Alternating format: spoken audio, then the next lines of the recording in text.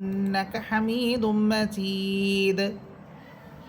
اللهم بارك على محمد وعلى آل محمد كما باركت على إبراهيم وعلى آل إبراهيم إنك حميد مجيد. ربي زدني علما ربي يسر ولا تعسر وتمم علينا بالخير. أعوذ بالله من الشيطان الرجيم. بسم الله الرحمن الرحيم. আচ্ছা, আজকের ক্লাস আমরা শুরু করতেছি। আজকের ক্লাসে আমরা সূরাতুল ফাতিহার 3 আয়াতের পর থেকে, অর্থাৎ আমরা গত ক্লাসে 3 আয়াত পর্যন্ত পড়েছিলাম। আজকের ক্লাসে আমরা সূরা ফাতিহা পড়ছি, সূরা নাস পড়া হয়েছে। আচ্ছা, তাহলে আজকে আমাদের শুরু হবে সূরা ফালাক থেকে। আজকের ক্লাসে আমরা সূরা ফালাক এবং সূরা ইখলাস এই দুইটা সূরা ইনশাআল্লাহ পড়ব। তো এই দুইটা সূরা ইনশাআল্লাহ পড়ব এবং সূরা ফাতিহার মধ্যে এই যে চতুর্থ যে আয়াতটা আছে, এখানে একটা প্রশ্নের উত্তর আপনাদেরকে দিব। একজন এই প্রশ্নটা করেছিলেন, ওই প্রশ্নের উত্তরটা আমি এখানে দিব, ওইটা পরে আসবে। কিন্তু আজকের ক্লাসে আমরা দুইটা সূরা প্রথমেই পড়ব, সেটা হচ্ছে সূরা ফালাক এবং সূরা ইখলাস, এই দুইটা সূরা। তো প্রথমে আমরা শুরু করব সূরাতুল ফালাক। সূরা ফালাকের এখানে আয়াত সংখ্যা হচ্ছে 5, অর্থাৎ সূরা ফালাকের মধ্যে সর্বমোট 5টি আয়াত আছে। প্রথমে আমরা বিসমিল্লাহ থেকে শুরু করব। বা সিনজের বিস, এখানে বা সিনকে ধরবে। বা সিনজের বিস, সিন হরফের উপর হচ্ছে সাকিন। আর সিন হরফের যে আমরা সিফাত পড়েছিলাম, যে সিন হরফটি ঝিঝি পোকার মতো আওয়াজ হবে, তো ওইরকমভাবে আপনাদেরকে উচ্চারণ করতে হবে। বা সিনজের বিস, এরপর মিম লামকে গিয়ে ধরবে। মিম লামসের মিল, বিস মিল, লাম খারা সবর লা, বিসমিল্লা। এখানে আল্লাহ শব্দ, এটা আমাদের চিকুন করে পড়তে হবে, অর্থাৎ আকার দিয়ে পড়তে হবে। যেহেতু আল্লাহ শব্দের পূর্বের হরফ মিম, মিম হরফের নিচে আছে জের। বিসমিল্লাহ, হা রসের হির, র হা সবর রহ। এখানে র হরফ এটা মোটা হবে, কারণ র হরফের উপরে আছে জবর। এরপর র আবার হাকে গিয়ে ধরবে, এটা হচ্ছে জিমের মতো হা। এই হায়ের উচ্চারণ আমরা পড়েছিলাম যে আমরা হা বলার সময় যে মুখ থেকে বাতাস বের হবে, ওই বাতাসেরও শব্দ হবে, এবং যে আমরা হা বলতেছি হা হরফেরও আওয়াজ হবে। র হা সবর রহ, মিম খারা সবর মা, রহ মা, নুন রসের নির, রহ মা নির, র সবর র, হায়াসের হি, রহি, মিমসের মি, রহিমি। এখানে লাস্ট হরফ হচ্ছে মিম, আমরা মিম হরফে থামতেছি, এই জন্য মিম হরফ এটা সাকিন হয়ে যাবে। এবং রহিম বলার সময় হা ইয়াসের হি, জেরের পর হচ্ছে ইয়া সাকিন। জেরের পর ইয়া সাকিন হলে আমরা জানি একালিফ টেনে পড়তে হয়, এরপরে হইতেছে মিম। আমরা যখন মিম হরফে গিয়ে থামতেছি, তখন সেই একালিফটাই 3 আলিফ হয়ে যাবে। বিসমিল্লাহির রহমানির রহিম। আচ্ছা, এরপর হচ্ছে সূরা ফালাক। সূরা ফালাকের প্রথম আয়াত, কফ লাম পেশ কুল। এটা হচ্ছে কফ, জিব্বার গোনা উপরে তারুর সাথে লাগবে। কফ, কফ লাম পেশ কুল। এবং কুল বলার সময় ঠোঁট অবশ্যই গোল করে পড়বেন, যেহেতু কফ হরফের উপরে আছে পেশ, আর পেশের উচ্চারণ আমরা জানি যে ঠোঁট গোল করে পড়তে হয়। কফ লাম পেশ কুল, হামদা সবর আ, কুল আ। এটা হচ্ছে হামসা। হামসা এটা শক্ত হরফ, এটাকে আপনারা শক্ত করে পড়বেন। এবং হামসা হরফ এটা মুখের খালি জায়গা থেকে উচ্চারিত হয়। দ্বিতীয় বিষয় হচ্ছে হামসা হরফের উপরে আছে জবর, আর জবরের উচ্চারণ মুখ খুলে পড়তে হয়, একদম মুখ খুলে স্পষ্ট করে হামসা হরফটি উচ্চারণ করবেন এবং শক্ত করে বলবেন, জোর দিয়ে পড়বেন। কুল আ, কুল আ। এরপরে হরফ আইন। আইনের মাখরাজ ছিল কণ্ঠনালীর মধ্যখান। আইন ওয়াওকে গিয়ে ধরবে এবং আইন ওয়াও পেশ ও, পেশের পর ওয়াও সাকিন একালিপ টেনেই পড়তে হবে। আইন ওয়াও পেশ ও, ঠোঁট গোল করে পড়বেন। কুল আউ। আ, আ হরফে কিন্তু কোনো টান হবে না, আইন হরফে টেনে পড়তে হবে। কুল আউ, জাল পেশ জু, কুল আউযু।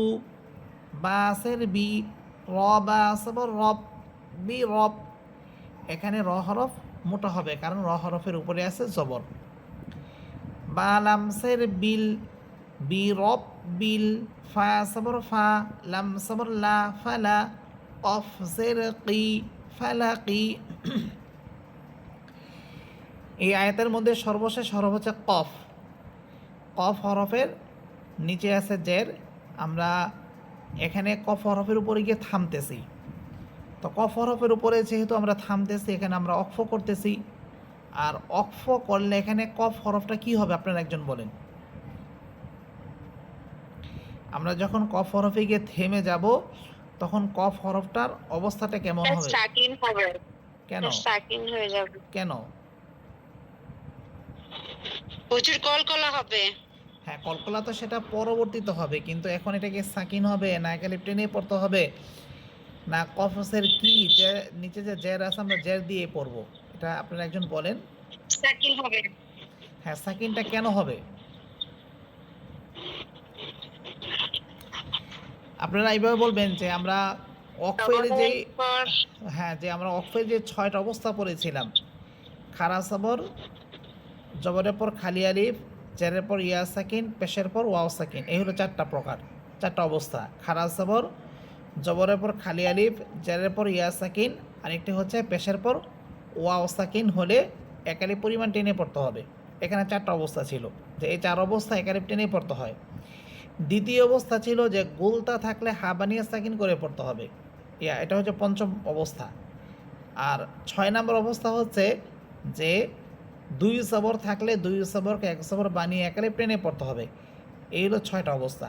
এই 6টা ছাড়া বাকি যত অবস্থায় আসবে সবগুলো সাকিন হয়ে যাবে।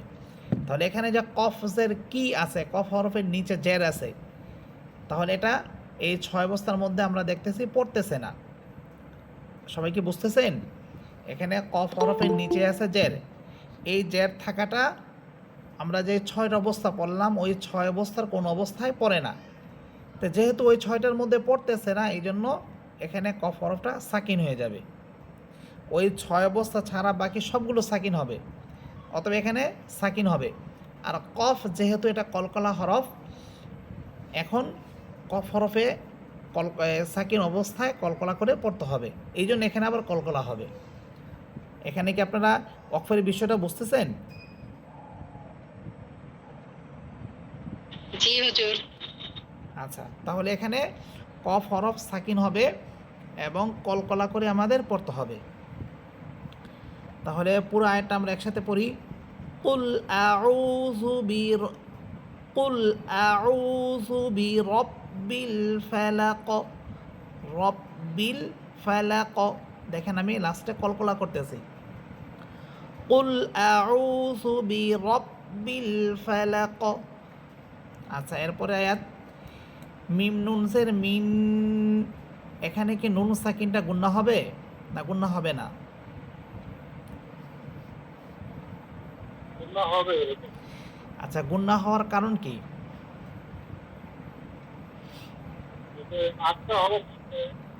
হ্যাঁ, আমরা নুন সাকিন ও তানবিনের পরে 8টি হরফ পড়েছিলাম, হামসা, হা, আইন, হা, গইন, খ, র, লাম। এই 8 হরফ আসলে নুন সাকিন ও তানবিনের পরে গুন্না ছাড়া পড়তে হবে। আর এই 8 হরফ ছাড়া বাকি যে 20টি হরফ ছিল ওই হরফগুলো থেকে যে কোনো একটি হরফ আসলেই আমরা গুন্না করে পড়ব। এখানে আমরা দেখতে পাচ্ছি শিন হরফ আসতেছে, শিন। ওই শিন কিন্তু ওই 8 হরফের মধ্যে ছিল না, এই জন্য এখানে আমাদের গুন্না করে পড়তে হবে। মিম নুনসের মিন, শিন র সবর সার, মিন সার, রসের রি, মিন শাররি, মিম আলিফ জবর মা, মিম হরফে এক আলিফ টেনে পড়তে হবে যেহেতু জবরের পর খালি আলিফ আছে। মিন শাররি মা, খ সবর খ, লাম সবর লা, খলা, কফ সবর ক, খলা ক। এখানে কফ হরফটা কি অবস্থা হবে বলেন? এখানে তো আয়াত শেষ, আমরা থামতেছি, অক্ফ করতেছি, এখন কফ হরফ এটা কি হবে? ছয়টা অবস্থার মধ্যে নেই, ওর জন্য কফ সাকিন হয়ে যাবে। হ্যাঁ ঠিক আছে, রাইট। আমরা যে 6টা অবস্থা পড়েছি এখানে কফ জবর ক, কফ হরফের উপরে আছে জবর, ওই 6 অবস্থার কোন অবস্থার মধ্যে এটা পড়ে না। হ্যাঁ, এখন যেহেতু সাকিন হবে এখন আবার আমাদের কলকলা করে পড়তে হবে। আমরা আরেকটা বিষয় আপনাদেরকে বুঝিয়ে বলি যে আমরা যে কলকলা পড়েছিলাম সেখানে কিন্তু আমরা পড়েছিলাম যে কলকলা হরফের উপরে সাকিন হলে বা কলকলা হরফের উপর তাসদিদ হলে এবং ওই হরফের উপরে গিয়ে থেমে গেলে আমরা কলকলা করে পড়ব।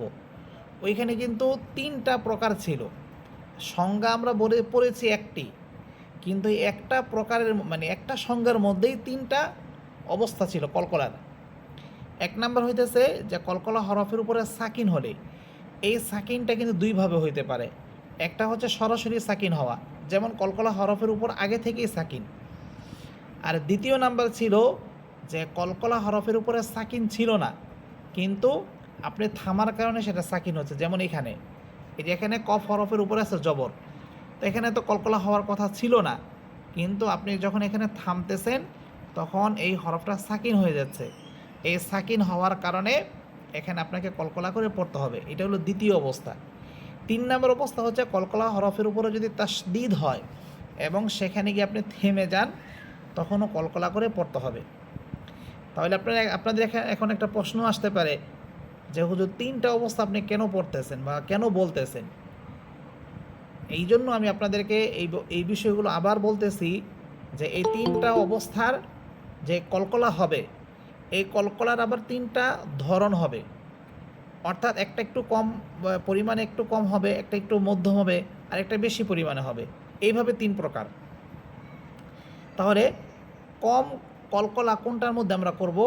কম কলকলা হবে যদি শব্দের মাঝখানে বা আগে থেকে সাকিন হওয়ার কারণে কলকলা হয়, সেখানে আমরা পরিমাণে একটু কম করলেই হবে।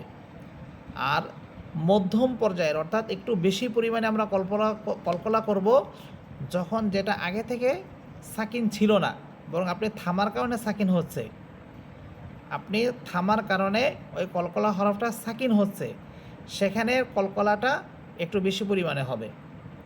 এটা হলো দ্বিতীয় প্রকার।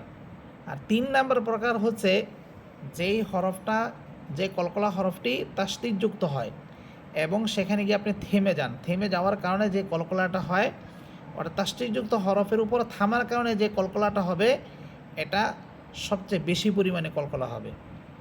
এখানে যে 3টা অবস্থা বললাম সবাই বুঝতেছেন?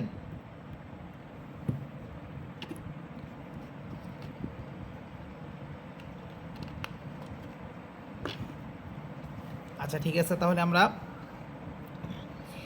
এখানে যে আমরা বললাম কলকলা হরফের উপরে থামার কারণে কলকলা হরফটা সাকিন হবে, এখানে আমরা মধ্যম পর্যায়ের কলকলা করব। মিন শাররি মা খলাক, মিন শাররি মা খলাক। আচ্ছা এরপর আয়াত ওয়াও সবর ওয়া, ওয়াও হরফ ঠোঁট গুল করে পড়তে হবে, ওয়াও, ওয়াও সবর ওয়া, মিম নুনসের মিন, ওয়ামিন, এখানেও গুণনা হবে যেহেতু নুন সাকিনের পরে শিন হরফ আসতেছে। শিন র সবর সার, রসের রি, ওয়ামিন শাররি, গইন আলিফ সবর গ, মোটা হরফ, মোটা করে পড়বেন, মুখ ভরে উচ্চারণ করবেন। ওয়ামিন শাররি গ, সিনজের সি, কফ দুইসের কিন, ওয়ামিন শাররি গাসিকিন, হামদাসের ই, জাল আলিফ সবর সা, ইজা।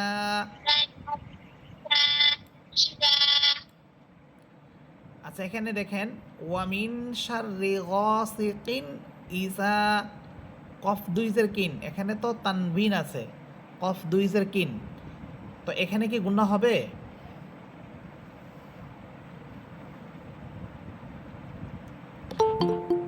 আপনাদের যে প্রশ্নগুলো করা হচ্ছে আপনারা উত্তর বলেন, আর যদি না হয় সেটা তো আমি আপনাদেরকে বলেই দেবো যে না এটা হচ্ছে না, এটা এইভাবে হবে। কফ দুইজের কিন, এখানে যে তানবিনটা আসতেছে, এই তানবিনে এখানে কি গুণা হবে? না, এখানে হবে না। হুজুর হ্যাঁ, না হলে এখানে না হওয়ার কারণটা কি?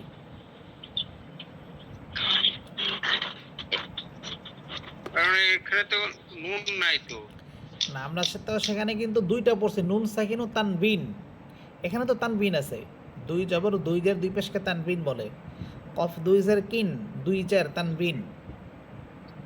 হ্যাঁ, এখানে না হওয়ার কারণ হচ্ছে যে তানবিনের পরে হরফ দেখেন হামজা আসতেছে, হামজাসের ই। আর হামজা আমরা যে ৮ হরফ পড়েছিলাম, যে ৮ হরফ আসলে গুণা হবে না, ওই ৮ হরফের প্রথম হরফটাই হচ্ছে হামজা। বুঝতেছেন? জি। হ্যাঁ, তাহলে দেখেন কফ দুই জের কিন, ওয়া মিন শাররি গাসিকিন, হামজাসের ই, জাল আলিফ জবর জা, ইজা, ওয়াও জবর ওয়া, ঠোঁট গোল করে পড়বেন, ওয়া, কফ জবর ক, ওয়া ক, বা জবর বা, ওয়া ক বা। এখানেও বা হরফের উপরে আছে জবর, আমরা যখন থামবো তখন বা হরফ এটা সাকিন হয়ে যাবে।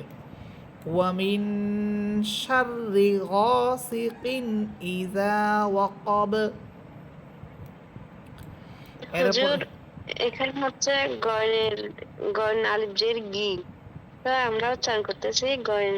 না, এখানে এটা ভুল হয়েছে, এখানে মানে আপনার লেখার মধ্যে একটু ভুল হয়েছে। ওয়ামিন শাররি গাসিকিন, গইন আলিফ হবে আর কি, জবর হবে।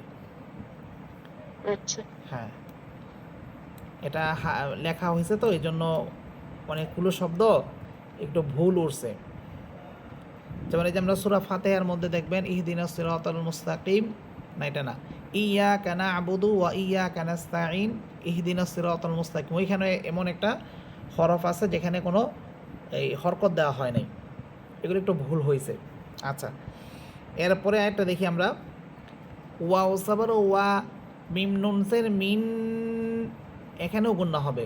ওয়ামিন, শিন র সাবর সার, ওয়ামিন সার, র নুনসের রিন, ওয়ামিন সার রিন। এখানে যে আমরা র নুনসের রিন পড়তেছি, এখানে গুণা কেন হচ্ছে?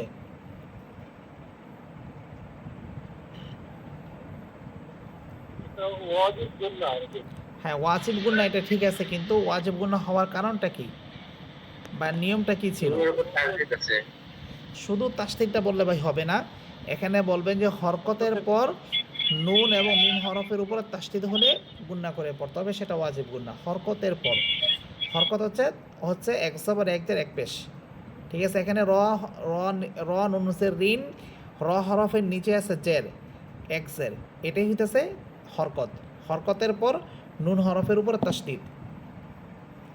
র নুনসের রিন, ওয়ামিন শাররিন, নুন ফা সাবর না, ফা খারা যাবর ফা, সা খারা যাবর সা, তাসের তি, ওয়ামিন শাররিন নাফাসাতি, ফা লামসের ফিল, আইন সাবর আ, ফিল আ, কফ সাবর ক, দালসের দি, না এখানে ফিল উকদ, আইনের উপর পেশ হবে। জি। একটা মিনিট, হ্যাঁ আইনের উপর পেশ হবে, ঠিক আছে। আচ্ছা, ফালামসের ফিল আইন পেশ ও, কফ সাবর ক, দালসের দি, ফিল উকদি। এখানেও থামলে দাল হরফ এটা সাকিন হয়ে যাবে। ওয়ামিন শাররিন নাফাসাতি ফিল উকদ, ফিল উকদ, এভাবে পড়বেন। আচ্ছা, এরপরে আয়াত, ওয়াও সাবর ওয়া, মিম নুনসের মিন, ওয়ামিন, এখানে একটা শব্দ আছে শিন র যাবর সার, রসের রি, ওয়ামিন শাররি, হা আলিফ সাবর হা, সিনজের সি, দাল দুইসের দিন, ওয়ামিন শাররি হাসিদিন, হামদাসের ই, জাল আলিফ সাবর জা, ইজা, হা সাবর হা, সিন যাবর সা, ইদা হাসা, দাল সাবর দা, ইদা হাসাদা, এখানেও দাল হরফের উপরে আছে জবর, আমরা থামার কারণে দাল হরফ এটা সাকিন হয়ে যাবে। ওয়া মিন শাররি হাসিদিন ইদা হাসাদ, ইদা হাসাদ।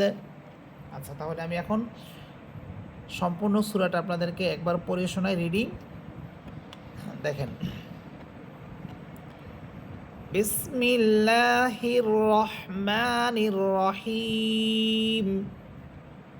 কুল আউযু বিরাব্বিল ফালাক মিন শাররি মা খলাক ওয়া মিন শাররি গাসিকিন ইযা ওয়াকাব ওয়া মিন শাররিন নাফাসাতি ফিল উকাদ ওয়া মিন শাররি হাসিদিন ইযা হাসাদ। আচ্ছা, তাহলে আমাদের সূরাতুল ফালাক এটা শেষ হলো। এখন আমরা শুরু করব সূরাতুল ইখলাস। সূরাতুল ইখলাস এর আয়াত সংখ্যা হচ্ছে 4, অর্থাৎ সূরা ইখলাসের মধ্যে মাত্র 4টি আয়াত আছে। এরপরে আছে বিসমিল্লাহির রহমানির রহিম। আপনারা প্রত্যেকটা সূরার বিসমিল্লাহগুলো বানান করে পড়বেন। বা সিনজের বিস, মিম লামসের মিল, বিসমিল, লাম খারা সবর লা, বিসমিল্লাহ, হা রসের হির, বিসমিল্লাহির, র হা সবর রহ, মিম খারা সবর মা, রহমা, নুন রসের নির, রহমানির, র সবর র, হায়াসের হি, মিমসের মি। বিসমিল্লাহির রহমানির রহিম। এরপর সূরা ইখলাসের প্রথম আয়াত, কফ লাম পেশ কুল। এখানেও কফ হরফ জিব্বার গোড়া উপরের তালুর সাথে লাগবে। এখানে একটা বিষয় দেখেন, আমরা যে সূরা নাসের মধ্যে পড়লাম কুল আউযু বিরাব্বিন নাস, এরপর আমরা সূরা ফালাকের মধ্যে পড়লাম কুল আউযু বিরাব্বিল ফালাক। এখন আমরা সূরা ইখলাসের মধ্যে পড়তেছি কুল হুয়াল্লাহু আহাদ। এই যে কুল শব্দটা, এখানে তো কফ হরফ ব্যবহার করা হচ্ছে। কফ জিব্বার গোড়া উপরের তালুর সাথে লাগবে। যদি আপনারা এখানে কফ হরফের স্থানে কাফ হরফ বলেন, কফ এবং কাফ এই দুইটা কিন্তু মোটামুটি সমুচ্চারিত হরফ। আমরা এই দুইটা হরফকে সমুচ্চারিত হরফের মধ্যেই পড়েছিলাম। তো আপনি যদি সমুচ্চারিত হরফের পার্থক্যগুলো না জানেন, তখন আপনি কফ হরফের জায়গায় কাফ পড়বেন, আবার কাফ হরফের জায়গায় কফ কফ পড়বেন। যদি এরকম কফের জায়গায় কাফ পড়েন, কাফের জায়গায় কফ পড়েন, তখন অর্থের মধ্যে পরিবর্তন হবে। যদি অর্থের মধ্যে পরিবর্তন হয় তাহলে কিন্তু নামাজ ভেঙে যাবে, এবং যখন আপনি কোরআন তেলাওয়াত করবেন তখন এই অর্থের মধ্যে পরিবর্তন হওয়ার কারণে গুনাহ হবে। তাহলে আপনারা দেখেন যে সমুচ্চারিত হরফের উচ্চারণের পার্থক্যগুলো ভালোভাবে বুঝতে পারাটা, বা এই হরফগুলোর উচ্চারণের পার্থক্যগুলো ভালোভাবে আপনার মনে রাখা, এটা কত বেশি গুরুত্বপূর্ণ। যদি আপনারা কফের জায়গায় কাফ পড়ে ফেলেন, তখন সেখানে আপনার অর্থের মধ্যে পরিবর্তন হচ্ছে। এগুলো কিন্তু খুবই বড় ধরনের ভুল। এগুলো ছোট ভুল না, এগুলো হইতেছে বড় ধরনের ভুল, যেগুলোর কারণে নামাজ ভেঙে যাবে। কোরআন শরীফ পড়লে কোরআন শরীফ অর্থও পরিবর্তন হবে, আপনার গুনাহ হবে। যেমন এখানে আছে কফ লাম পেশ কুল। কুল শব্দের অর্থ হচ্ছে, আরবিতে কুল শব্দের অর্থ হচ্ছে আপনি বলুন। আমরা এই যে যেমন একজনকে আরেকজন বলি যে আপনি বলেন, তো আল্লাহ তাআলা এখানে বলতেছেন কুল হুয়াল্লাহু আহাদ। কুল, হে নবী আপনি বলেন, হু অর্থাৎ তিনি, আল্লাহ তাআলা, আল্লাহু আহাদ যে আল্লাহ তাআলা হচ্ছেন একজন। তো এখানে কফ যদি বলেন তাহলে এর অর্থ হয় যে আপনি বলুন আল্লাহ তাআলা এক, অর্থাৎ আল্লাহ তাআলা যে একজন, তিনি একক, এই বিষয়টা আপনি মানুষদেরকে বলে দেন। আর যদি আপনি এখানে কফের জায়গায় যদি কাফ পড়েন, যেটা তার সমুচ্চারিত হরফ, কফের মাখরাজ তো ছিল জিব্বার গোড়া উপরে তালুর সাথে লাগবে, আর কাফের মাখরাজ হচ্ছে জিব্বার গোড়া থেকে একটু উপরের দিকে এসে উপরের তালুর সাথে লাগবে।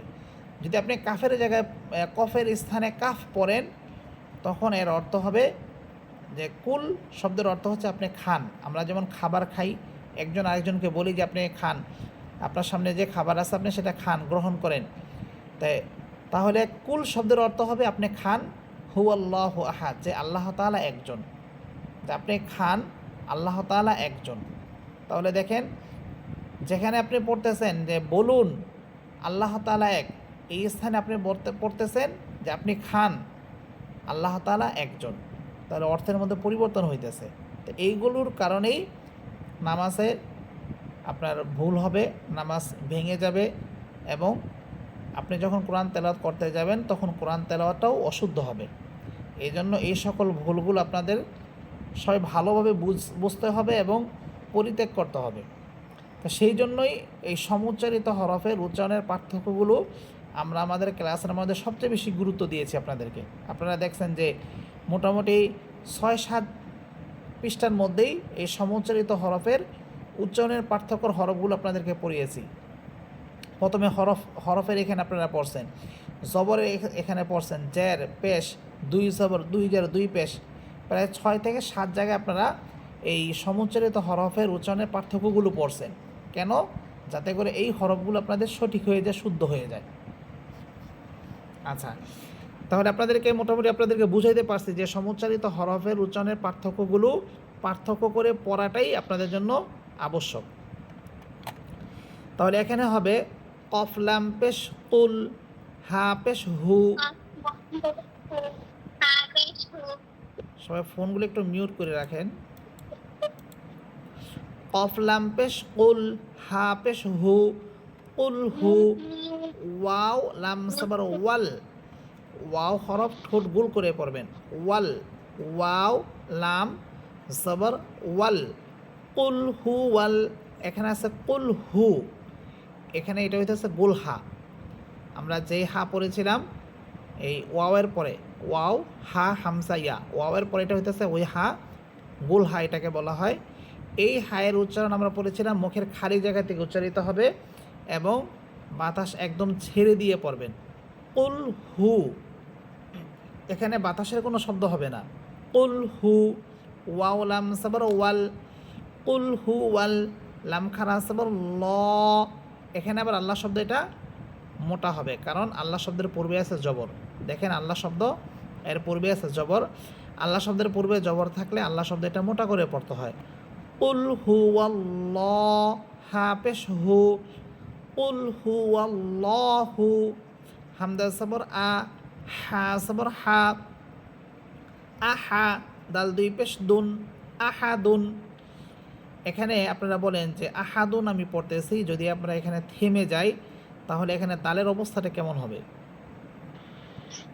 সাকিন হবে। হ্যাঁ, সাকিন কেন কেন হবে? এই হুজুর ওয়াকফ করব, থামবো যে। হ্যাঁ, আমরা যেই 6টা অবস্থা পড়েছিলাম সেখানে কিন্তু 2 পেশের কথা নেই, সেখানে আছে 2 জবরের কথা, যে 2 জবর থাকলে 2 জবরকে 1 জবর বানিয়ে একে টেনে পড়তে হবে। তাহলে এখানে দাল হরফ এটা সাকিন হয়ে যাবে, আর দাল যেহেতু এটা কলকলা হরফ, অতএব এখানে আমাদের কলকলা করেও পড়তে হবে। কুল হু আল্লাহু আহাদ, আহাদ, দেখেন এখানে কলকলা হচ্ছে, কুল হু আল্লাহু আহাদ। আচ্ছা, এরপরে আয়াত, হামসা লাম সাবর আল, লাম খারা সাবর ল, আল্লাহ। এখানে আল্লাহ শব্দের পূর্বে আছে জবর, আল্লাহ শব্দ এটা মোটা করে পড়তে হবে। আল্লাহ, হা সদ পেশ হুস, আল্লাহ হুস, সদ জবর স, মিম সাবর মা, সমা, দাল পেশ দু, সমা দু। এখানে লাস্ট হরফ হচ্ছে দাল, আমরা যখন থামবো তখন দাল হরফ এটা সাকিন হয়ে যাবে, অর্থাৎ দাল হরফের উপরে আছে পেশ, পেশটা এটা সাকিন হয়ে যাবে। আল্লাহুস সামাদ, আল্লাহুস সামাদ। আচ্ছা, এরপরে আয়াত, লাম মিম সাবর লাম, ইয়া সাবর ইয়া, লাম ইয়া, লাম দাল সের লিদ, এখানে দাল হরফ সাকিন কলকলা হবে, লাম ইয়া লিদ।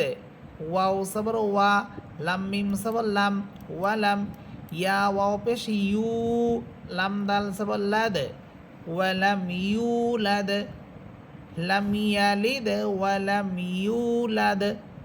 এখানে দাল হরফ আগে থেকে সাকিন, এখানে দাল হরফকে আর নতুন করে সাকিন করতে হবে না, বরং আপনারা এইভাবে সাকিন করেই পড়বেন। আচ্ছা, এরপরে আয়াত,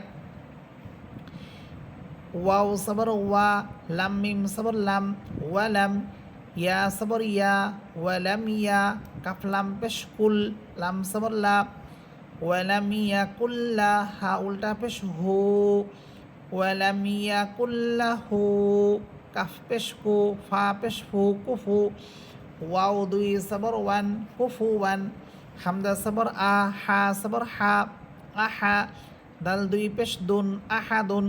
এখানেও থামলে দাল হরফ এটা সাকিন হয়ে যাবে।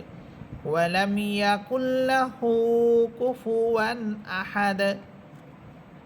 তাহলে আমরা সূরাতুল ইখলাস এটাও বানান করে প্রথমে শেষ করলাম। এখন আমি পুরো সূরাটা আপনাদেরকে রিডিং পড়ে শোনাবো।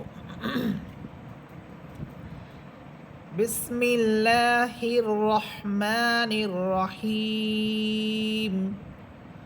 কুল হুয়াল্লাহু আহাদ। কুল হুয়াল্লাহু আহাদ। আল্লাহুস সামাদ। আল্লাহুস সামাদ। লাম ইয়ালিদ ওয়া লাম ইউলাদ ওয়া লাম ইয়াকুল লাহু কুফুয়ান আহাদ। তাহলে আমি সূরা ইখলাসটাও আপনাদেরকে রিডিং পড়ে শোনালাম। তাহলে আপনাদের আগামী কালকের পড়া থাকলো এই দুইটা সূরা। যেহেতু আজকে আমাদের এই ক্লাসটা গতকালই হওয়ার কথা ছিল, গতকাল একটা কারণে হয় নাই, তো আজকে আপনাদের ক্লাসটা করে দিলাম। আগামীকাল আবার আমরা ক্লাসে সবাই আসব। আগামীকাল আবার আপনাদের সবকের ক্লাস ইনশাল্লাহ হবে। আর এখানে যারা পুরুষ আছেন আপনাদের এই দুইটা ক্লাসের পড়া আমরা এর পরের দিন একসাথে ইনশাল্লাহ শুনব। এখন যে দুইটা ক্লাস হইলো আজকেরটা এবং আগামীকাল এই দুইটা ক্লাসের পড়া, এর পরের দিন আমরা একসাথে আপনাদের এই ক্লাসের পড়াগুলো শুনবো ইনশাল্লাহ। আচ্ছা, আপনাদেরকে একটা প্রশ্নের কথা বলেছিলাম যে সূরা ফাতিহার এই যে আয়াতটা আছে 4 নম্বর আয়াত, এই আয়াতের মধ্যে একটা প্রশ্নের কথা আমি বলছিলাম যে একজনে প্রশ্ন করেছিলেন যে ইয়াকা না'বুদু ওয়া ইয়াকা নাস্তাঈন। এই আয়াতের মধ্যে এই আয়াতের অর্থটা প্রথমে দেখেন। ইয়াকা না'বুদু এর অর্থ হচ্ছে ইয়াকা। ইয়াকা শব্দের অর্থ হচ্ছে আপনারই। না'বুদু শব্দের অর্থ হচ্ছে আমরা ইবাদত করি। তাহলে এখানে অর্থ হয় ইয়াকা না'বুদু আমরা আপনারই ইবাদত করি।